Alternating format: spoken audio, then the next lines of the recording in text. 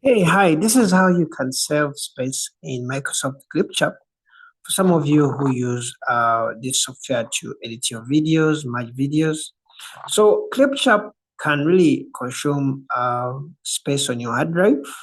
Leave alone, when you export a video, you can delete that video after exporting, but there are some raw files that actually remain in the Clipchamp software. So you have to kind of either delete them or limit their space. So this is how you can do it. So you kind of go to the settings icon here at the top right, click on settings icon, then click on settings.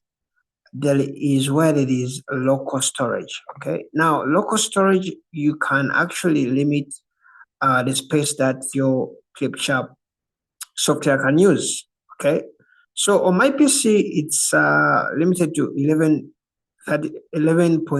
GB. I think it depends on your hard drive.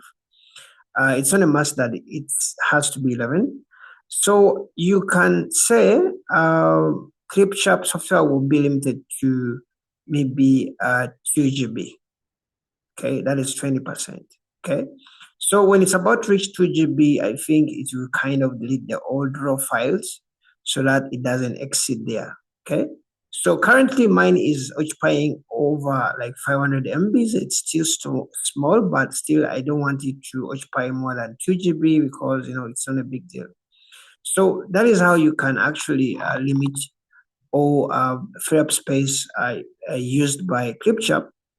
If your space is already is being used, which is a lot, when you, for example, maybe here if it was showing like maybe it's using 10 GB or 11 GB, and I put it to 2, it will actually delete some files so that it can go back to 2. Okay, but it's important to, of course, have some space still, because if all the space is used up, it means there will be no room for you when you're doing raw files. Either the old raw files will be deleted, or you may have a problem actually saving the new raw files, or you have a problem Clipchamp saving your work. Okay, so always try to have some space there.